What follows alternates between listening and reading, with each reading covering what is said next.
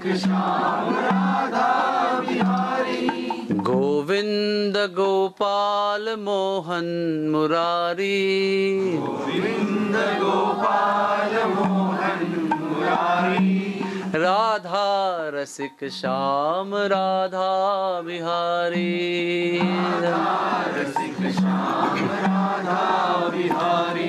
राधा रसिक श्याम राधा बिहारी, राधा रसिक श्याम राधा बिहारी। गोविंद गोपाल मोहन मुरारी, गोविंद गोपाल मोहन मुरारी। हे राधा रसिक श्याम राधा बिहारी, राधा रसिक श्याम राधा बिहारी। गोविंद गोपाल मोहन मुरारी, गोविंद गोपाल मोहन मुरारी। राधा रसिक श्याम राधा बिहारी। एकाग्र होकर पुकारो सब लोग। राधा रसिक श्याम राधा बिहारी, राधा रसिक श्याम राधा बिहारी। राधा रसिक श्याम राधा बिहारी, रसिक श्याम राधा बिहारी। जय श्री राधे श्याम। तो अभी हम मानगढ़ पर आ गए हैं। ये ब्रह्मा जी का तीसरा सर है। चौथा जो है विलासगढ़, वहाँ पर रास्ता नहीं चढ़ने के लिए। तो मानगढ़ जो है ये बहुत विशेष जगह है। यहाँ का जो रस है वो बिल्कुल अलग प्रकार का है। यहाँ पर राधा रानी जो भगवान से अति उत्कट प्रेम करती है, वो यहाँ पर मान करती है, यानी कि रूठ जाती है। कई कारण हैं, अनंत कारण है उनको रूठने के लिए। तो आप कहेंगे कि भाई रूठने की ज़रूरत क्या है, प्रेम तो है ना। लेकिन ये रूठना भी जो है उनका है, ये भी केवल कृष्ण के आनंद को, कृष्ण के प्रेम की उत्कटता को बढ़ाने के लिए है। राधा रानी का कार्य जो है वो कोई भी कार्य भगवान के प्रसन्नता के अलावा नहीं होता है। वो रूठ भी जाती है, क्रोध भी करती है, मान भी करती है, सब उनका कृष्ण के हृदय में उनके प्रति और उनके हृदय में कृष्ण के प्रति अधिक और अधिक उत्कटता प्रेम की उत्पन्न हो जाए, इसी के लिए मान होता है। और मान जो है ये महाभाव का एक 9वां हिस्सा है। प्रेम, रति, स्नेह, आकर्षण, आसक्ति, ऐसे 9 महाभाव के अंग हैं। उसमें एक अंग है मान, और ये बड़ा अद्भुत और बड़ा दिव्य अंग है। जैसे फॉर एग्जाम्पल एक बार कृष्ण भगवान राधा रानी को प्रसन्न करने के लिए कहते हैं कि आपका मुख जो है वो चंद्रमा की तरह है। हाँ, यहाँ पे बहुत सारी माताएं बैठी हैं, कोई कहेगा आपका मुख चंद्रमा जैसा है, आप तो फूल जाएंगे एकदम आनंद से। लेकिन राधा रानी को आनंद नहीं होता है, तो गुस्सा आ जाता है। क्यों? वो कहते हैं कि चंद्रमा में दाग हैं, हमारे ऊपर थोड़े दाग हैं, चंद्रमा की हमारी उपमा कैसे हो सकती है, इसलिए गुस्सा आता है। इसका कारण ये है कि चंद्रमा जो है वो केवल एक दिन पूरे महीने में पूरा होता है, पूर्णिमा के दिन। बाकी दिन या तो बढ़ते रहता है या तो कम होते रहता है। तो हमारा सौंदर्य ऐसा नहीं है, घटने वाला नहीं है, इसलिए आप हमारी तुलना चंद्रमा से नहीं कर सकते। और तीसरा कारण ये है कि चंद्रावली नाम की एक सखी है। चंद्रावली सखी जो है वो राधा रानी का ही विस्तार है। वैसे राधा रानी का ही एक्सपांशन है, लेकिन ये विस्तार राधा रानी का विशेष तरह से क्या कहते हैं उसको, right wing left wing gopis. हाँ, एक पक्ष होता है और दूसरा पक्ष होता है। तो विरोधी पक्ष की गोपियाँ ही ये हमेशा राधा रानी से कंपटीशन करती हैं, स्पर्धा करती हैं। तो चंद्रावली जो है उसके नेता हैं उस ग्रुप की, right wing gopis. Radha Rani is left wing gopi. तो चंद्रावली जो है इनका क्या कहते हैं उसको, प्रेम का झगड़ा है। वो चंद्रावली से मिलेंगे तो राधा नाराज हो जाएगी, और राधा से मिलेंगे तो चंद्रावली नाराज हो जाएगी। कहते हैं चंद्रावली का चंद्र जो है वो चंद्रमा के अंदर है, तो you can't compare me with Chandrama, because Chandra is the part of the name of Chandravali which I hate. ऐसे कहने से वो रूठ कर इस पहाड़ पर आके बैठ जाती है, और इस पहाड़ पर आके बैठती है रूठ कर, तो सब सखियाँ नाराज़ हो जाती हैं। अरे ललिता विशाखा सब सखियाँ जो है वो बहुत परेशान हो जाती हैं कि कैसे अभी हम इनको मनाएंगे। कृष्ण भगवान रोने लगते हैं, माफ़ी मांगने लगते हैं, मैंने गलती किया, मैंने सही तुलना नहीं किया, माफ़ कर दो मुझे आप। लेकिन वो गुस्सा जो है एक बार चालू हो गया तो फिर वो बहुत मुश्किल से उतरता है। तो सब सखियाँ जो है वो राधा का हाथ कृष्ण के हाथ में देने के लिए कृष्ण का हाथ पकड़ के यहाँ तक उनको लेके आते हैं और हाथ मिलाने का प्रयास करते हैं। कृष्ण को यहाँ से लेके आते हैं तो राधा रानी वहाँ दिखती है, फिर वहाँ से घूम के कृष्ण को लेके आते हैं हाथ पकड़ के हाथ मिलाने के लिए, तो राधा रानी यहाँ दिखती है। ऐसे बहुत देर चलते रहता है। वो मनाते हैं, बहुत गिड़गिड़ाते हैं, कृष्ण भगवान रोते हैं, हाथ जोड़ते हैं, पैर पड़ते हैं, उनके चरणों की धूल में लोट पोट हो जाते हैं। He rolls in the dust of the feet of Radha Rani, फिर भी वो नहीं मानती, इतना क्रोध है। तो ललिता विशाखा बहुत दुखी हो जाती है, अरे कैसा होगा अभी। क्योंकि सगी सखियों के लिए आनंद की बात तो एक ही है कि राधा कृष्ण का मिलन हो। कोई ईर्षा नहीं उनके मन में कि वो उनको मिलते हैं हमको नहीं मिलते हैं। उनका सबका एक ही प्लानिंग होता है कि कैसे इन दोनों को मिलाएं और कैसे प्रेम लीलाओं का प्रकटकरण जो प्रकट्य है वो हो जाए। तो फिर ललिता विशाखा कृष्ण भगवान बड़े बेहोश से हो जाते हैं, मतलब बेजान से हो जाते हैं, इतने दुखी होते हैं, इतने रोते हैं, कृपा की याचना करते हैं, स्तुति करते हैं, स्तवन करते हैं, लेकिन राधा रानी नहीं मानती है। फिर ललिता देवी उनको एक आइडिया बताती है, यदि आप जाओ और मोर का वेश धारण करके नृत्य करो, फिर राधा रानी का मन बहल जाएगा। तो राधा रानी अभी रूठी हुई है, किसी से बात नहीं कर रही, कुछ खा नहीं रही है, कुछ पी नहीं रही, ना हंस रही है, ना बोल रही है, कुछ नहीं, रूठी हुई है, सखियों से भी बात नहीं कर रही। और अचानक जो मैंने आपको दिखाया ना मोर कुटी, वहाँ पर एक सुंदर मोर प्रकट हो जाता है, बहुत ही सुंदर मोर, और वहाँ नृत्य करने लगता है। तो पहले पहले तो ललिता विशाखा कहती है उनसे, देखो देखो कितना सुंदर मोर आया है। तो भी वो इतनी नाराज है कि वो देखने को भी तैयार नहीं है। फिर बहुत मनाते हैं, मोर की ओर उसकी दृष्टि मोड़ लेते हैं और फिर राधा रानी एकदम आकर्षित हो जाती है, देखती है उस मोर को बड़े चाव से। और मोर इतना सुंदर नृत्य करता है, जैसे राधा रानी की दृष्टि उस पर गिरती है उसको और उत्साह आ जाता है और बड़े प्रेम से और कुशलता से और सुंदरता से नृत्य करने लगता है। तो राधा रानी उस नृत्य में इतनी मोहित हो जाती है कि अपना क्रोध तो भूल ही जाती है, लेकिन वो देखते देखते इतनी भाव विभोर हो जाती है कि वो सीधे मोरनी बनकर उनके संग में नाचने लगती है। तो बहुत देर तक वो मोर और ये मोरनी बनी हुई राधा रानी नृत्य करती हैं और बहुत देर में मग्न होने के पश्चात राधा रानी के ध्यान में आता है कि यही कृष्ण है, ये मोर नहीं है, कृष्ण बनकर मोर बनकर आए हैं, और उनका क्रोध शांत हो जाता है। तो संत लोग बताते हैं कि कई मोर लीलाएं यहाँ पर हुई है। कभी कभी कृष्ण जो है वो मोर जैसा नाचते हैं, मोर बनते नहीं है, स्वयं कृष्ण बनकर आते हैं, लेकिन मोर जैसा नृत्य करते हैं, हाव भाव। कभी मोर का श्रृंगार करके धारण करते हैं और नृत्य करते हैं। और कभी कभी अलग अलग प्रकार की लीलाएं हैं यहाँ पर, लेकिन वो सब मोर केटू में होती है। और यहाँ से राधा रानी निहारती है और अपने क्रोध को शांत कर लेती है। तो ये जो मोर कोटे आपने आपको दिखा, अभी समय नहीं वहाँ जाने का, वहाँ पर ये सुंदर लीला हुई है जो मनोहारी है। और सब जगह पर आप ब्रज में देखेंगे राधा कृष्ण मोर बनकर नाच रहे हैं और उनका बहुत सुंदर चित्रपट जो है ब्रज में मिलता है। तो एक बूढ़े बाबा थे यहाँ पर, संत थे, तो वो अंधे थे, बड़े शुद्ध भक्त थे वो। तो उनके स्वप्न में राधा रानी आती है और कहती है कि आप हमारे मोर लीला का चित्रपट निकालो, मतलब पेंट करो उसको। तो कहते हैं मैं तो अंधा हूँ, मुझे कुछ दिखाई नहीं पड़ता है, मैं कैसे कागज़ ले आऊँगा, कैसे पेंट लाऊंगा, ब्रश लाऊंगा, क्या करूँगा, मुझे पता नहीं चलता है।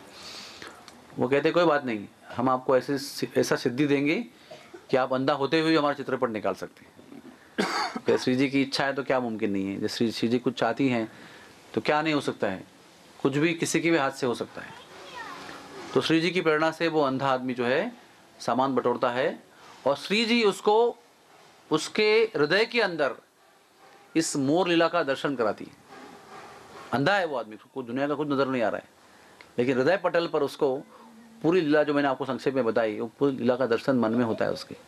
और वो देख देख कर वो उसको चित्रपट को उतारता है और वो अंधे संत ने बनाया हुआ चित्रपट जो है वो उस मोरकुटी में लगाया गया है, ओरिजिनल पेंटिंग। तो हम क्या समझ सकते हैं कि हम कहते हैं ना, मुकम करोति वाचालम पंगुम लंघयते गिरिम यत् कृपातम हम वंदे श्री गुरुम तीन तारिणम। जब श्री गुरुदेव बलदेव बलराम जी महाराज, राधा रानी, श्री कृष्ण भगवान की कृपा होती है तो नामुमकिन मुमकिन हो जाता है, जो बिल्कुल इम्पॉसिबल है वो पॉसिबल हो जाता है। वो क्या नहीं कर सकते हैं, जो सर्वोपरि हैं, वो the most supreme lords of the whole creation, spiritual and material. इसलिए अंधा व्यक्ति भी बिल्कुल क्या कहते हैं उसको, त्रुटि होने पर भी उसी के हाथों से राधा रानी अपनी मोर लीला का चित्रपट जो है प्रकट करती है। और उसी संत बाबा का एक शिष्य था, वो था शेर नहीं, सिंह था, सिंह। हाँ, एक खूंखार सिंह जो है उनकी शरण में आकर भक्त बन जाता है। और वो बाबा रोज उस सिंह के गले में एक थैली डालते थे और लिखते थे उसमें माधुकरी। और वो शेर जो है वो गांव-गांव में, घर घर में जाकर माधुकरी करता था, भिक्षा करता था। और उसमें लोग डालते थे, समझो आपके घर में कोई बेल बजा तो आप क्या सोचेंगे, कोई पोस्टमैन आया होगा, दूध वाला आया होगा, कोई भंगी आया होगा, या कोई और कुछ माल लेके आया होगा। और आप दरवाज़ा खोलते हैं, आपको एक शेर नज़र आएगा या तो एक सिंह नज़र आएगा, तो क्या होगा आपका? कैसी अवस्था होगी आपको कि दरवाजे में कोई सिंह खड़ा है, तो आप डर जाएंगे, कुछ तो बेहोश भी हो सकते हैं। तो ऐसे वो हर दरवाजे में आके खड़ा होता था, लेकिन सब भक्त लोग जानते थे कि ये भक्त हैं। और उनके थैली में वो रोटी डालते थे और पूरे गांव में माधुकरी करके ये सिंह जो है वो पहाड़ चढ़कर मोरकुटी में अपने बाबा के पास पहुंचता था। फिर वो उसमें से माधुकरी निकाल कर भगवान को भोग लगा के बाबा पहले खाते थे, और बचा हुआ माधुकरी का प्रसाद जो है वो ये सिंह खाता था। हाँ, तो उसका मॉरल क्या है स्टोरी का, कि शरीर कैसा भी हो, जानवर का हो या इंसान का हो, या सुंदर हो या कुरूप हो, या जवान हो या अमीर हो, या रोगग्रस्त हो या आरोग्य संपन्न हो, या विद्या संपन्न हो या अनपढ़ शरीर हमारा दिमाग हो, शायद इससे कुछ फर्क नहीं पड़ता है। जब श्री जी महारानी की कृपा प्राप्त होती है तो कोई त्रुटियां नहीं बचती हैं। ओम पूर्णमदः पूर्णमुदम पूर्णात् पूर्णमुदच्यते पूर्णस्य पूर्णमादाय पूर्णम एवावशिष्यते। उनके संगति से, उनकी कृपा से 100% त्रुटि भी 100% पूर्ण हो जाता है। वो किसी से कुछ भी करवा सकते हैं। हाँ, अंगानी यस्य सकलेंद्रिय वृत्तिमांति, वो कान से खा सकते हैं, हाँ, नाक से स्पर्श का अनुभव कर सकते हैं, आंखों से भोजन कर सकते हैं। उनकी सभी इंद्रियां जो है सभी अन्य इंद्रियों का काम भी कर सकते हैं। हमारे इंद्रियां आंखों से हम केवल देख सकते हैं, हम लोग आंखों से खा नहीं सकते, लेकिन भगवान आंखों से भोजन भी कर सकते हैं, कान से भोजन कर सकते हैं, क्योंकि उनकी हर एक इंद्रियां अन्य सभी इंद्रियों का काम करने में परिपूर्ण है, क्योंकि वो स्वयं परिपूर्ण है। उनका स्पर्श होने से, संग होने से हर अपूर्ण वस्तु पूर्ण हो जाती है। इसलिए प्रभुपाद जी हमेशा कहा करते थे कि there is no material impediment in devotional service to Krishna. भक्ति करने में कोई भौतिक बाधा नहीं है। आप बोले प्रभु जी आप तो क्या, प्रभु जी आप इतने पढ़े लिखे हो, प्रभु जी आप भक्ति कर सकते हैं, हम तो गरीब आदमी क्या भक्ति कर सकते हैं, ऐसा बहुत लोग बोलते हैं। प्रभु जी आप तो क्या अच्छे, आपका बिजनेस सेटल हो गया, आप तो पढ़े लिखे, आपकी तनख्वाह भी अच्छी है, आप लोग सब कर सकते हो, हमारे जीवन में कितनी समस्या है, ऐसा बोल सकते हैं। अरे प्रभु जी आपका शरीर तो पूरा पूर्ण है, कहीं कोई त्रुटि नहीं है, हम तो को लंगड़े हैं, हम तो अंधे हैं, हम गूंगे हैं, कुछ भी बोल सकते हैं, लेकिन भक्ति में कोई बाधा नहीं, क्योंकि भक्ति ये स्पिरिचुअल है, आध्यात्मिक है, आत्मा के स्तर की होती है वो। अगर आपका कान नाक मुंह सब बंद करके बांध को भी आपको रोकेंगे तो भी मन से आत्मा से आप भगवान को पुकार सकते हैं, और भगवान उस पुकार को सुन सकते हैं, कोई रोक नहीं सकता है उसको। हमको श्रद्धा होनी चाहिए, श्रद्धा ही हमारे भक्ति जीवन का नींव है, it's a basis of our devotional service. श्रद्धा नहीं तो क्या है, सब कुछ झूठ है, क्या है, सब कुछ है नहीं यहाँ पर। हम आपको मोर की कथा बताए, कहाँ मोर है, कौन नाच रहा है, कुछ नहीं है यहाँ पर, लेकिन श्रद्धा है तो सब कुछ है। श्रद्धा है तो भगवान है, आपके साथ है, आपके सामने है, आपको दर्शन देंगे वो। श्रद्धा नहीं तो कुछ भी नहीं, सब गोलमाल है, कुछ भी नहीं, सब फेकम फेक है, नथिंग एग्जिस्ट। तो श्रद्धा इज आवर बेसिस, और श्रद्धा के साथ जो भगवान को शरणागति करता है उसके जीवन में भगवान कहते हैं कि जो तुम्हारे पास नहीं है वो मैं दूंगा, और जो है उसकी रक्षा करूंगा। क्या श्लोक है वो, बोलो। योगक्षेमम वहां वहाम्यहम। हाँ, पूरा श्लोक मालूम है किसको? यस, तेषाम सतत युक्ता नाम, क्या आगे, भजताम प्रीतिपूर्वकम ददामी बुद्धि योगम तम योगक्षेमम वहाम्यहम। Is that right? और मैं कोई ऐसा कंकॉक्टिंग कर रहा हूँ? हाँ, वो कहते हैं जो मेरे अनन्य भक्ति करता है, तेषाम सतत युक्तानाम भजताम प्रीतिपूर्वकम। अनन्य भाव से निरंतर जो मेरा भजन करता है, ऐसे व्यक्ति का, पार्ट टाइम व्यक्ति का नहीं 10% 20% का नहीं, 100% की बात कर रहे हैं यहाँ पर। जो अनन्य भक्ति भगवान की 100% करता है। अनन्य मतलब क्या? ना अन्य, अनन्य, और कोई अन्य बीच में नहीं आता है उसमें, केवल कृष्ण। उसके लिए जो 100% भक्ति करता है, पूर्ण शरणागति के साथ, समर्पित भावना से, भगवान कहते हैं ददामि बुद्धि योगम तम, उसके लिए मैं ऐसी बुद्धि देता हूँ कि अपना जीवन का जो काम है वो पूरा कर सकता है, और उसके जीवन में जो कमी है वो मैं पूरी करता हूँ, और जो है उसको संभाल के रखता हूँ। योग और क्षेम, वहामी अहम, मैं स्वयं उसको पूरा करता हूँ, ऐसा नहीं किसी एजेंट को भेजता हूँ। I personally myself make his life complete and perfect. That is Krishna's promise. कमी केवल हमारी तरफ से, उनकी तरफ से कमी नहीं है। वो तैयार खड़े हैं, हम लोग तैयार नहीं हैं, इसलिए हम लोग तड़प रहे हैं यहाँ पर। सब लोग पुकारो, उनको प्राप्त करने का, उनका दिल जीतने का एक ही रास्ता है। हरेर नाम हरेर नाम हरेर नाम एव केवलम, कलो नस्त्यैव नस्त्यैव नस्त्यैव गतिरन्यथा।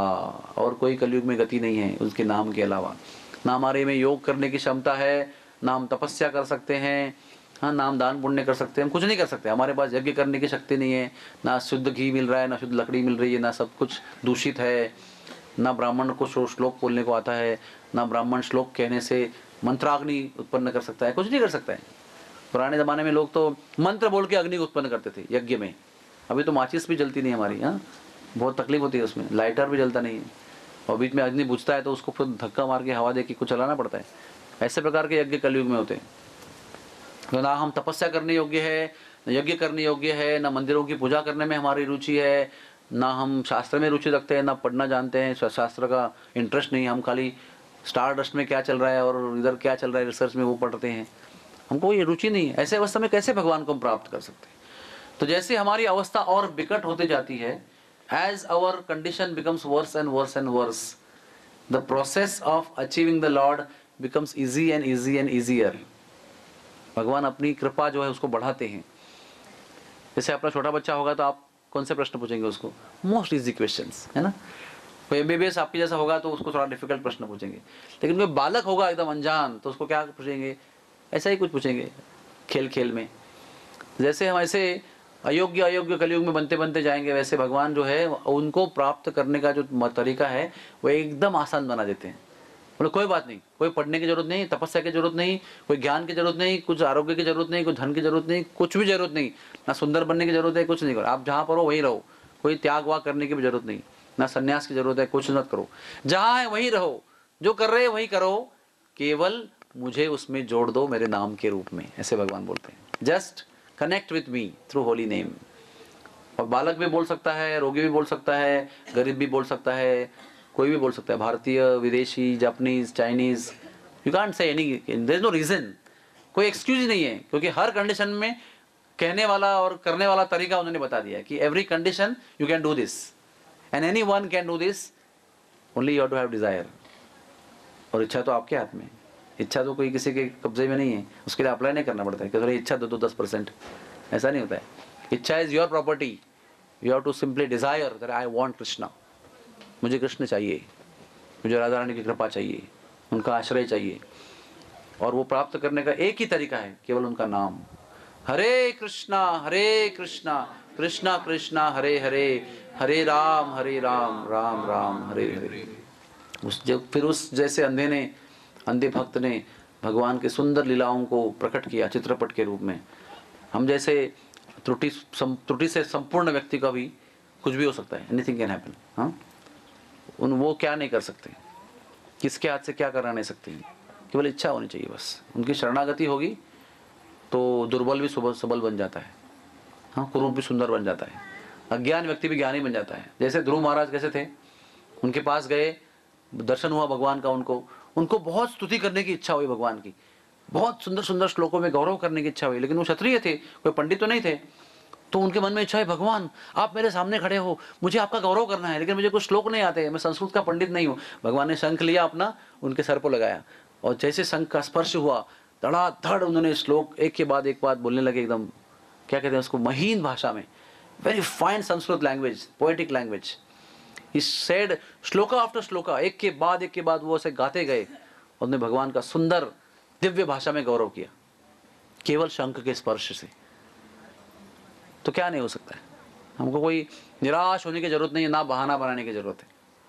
हमको केवल इच्छा रखनी चाहिए, और भक्ति का मतलब है भगवान के लिए इच्छा कल्टीवेट करना, यही भक्ति है। भगवान के लिए इच्छा की क्या कहते हैं इसको, हाँ, परवरिश करना। To cultivate the desire to serve Krishna is all bhakti. जब उनके लिए इच्छा बनाएंगे तो सब साधन जोड़ देंगे, वो केवल इच्छा की कमी होती है। शरणागति का मतलब क्या है? शरण तो हम हैं, लेकिन अभी जानबूझ के उनकी शरण को स्वीकार कर रहे हैं। आपको हम शरण आ रहे हैं, वैसे माया के शरण में ऐसे ही ऑटोमेटिकली हैं, अभी वहाँ से निकल के आपके शरण में आ रहे हैं। इतना ही करना है और कुछ नहीं करना है। शरण तो हम है ही, आधीन तो हम दोनों तरफ से हैं। किसके अधीन होना है? ये बोले इसके अधीन हो जाएंगे तो सब बेड़ा पार हो जाएगा। जय जय श्री राधे श्याम। अभी हम नीचे उतरेंगे यहाँ से और प्रसाद ग्रहण करेंगे, और प्रसाद के बाद में शक्ति उत्साह होगा। तो वो एक बहुत सुंदर सरोवर है जो हमको जाते हुए नजर आएगा, वहाँ पर बैठ के कुछ कथा करेंगे और फिर विदा हो जाएंगे। हाँ, जय जय श्री राधे श्याम। कितनी भी भूख लगेगी, कितने भी थक जाएंगे, मुख से हरि नाम राधा नाम नहीं छूटना चाहिए, क्योंकि शरीर के थकान पर ये डिपेंड नहीं होता है। हरे कृष्णा।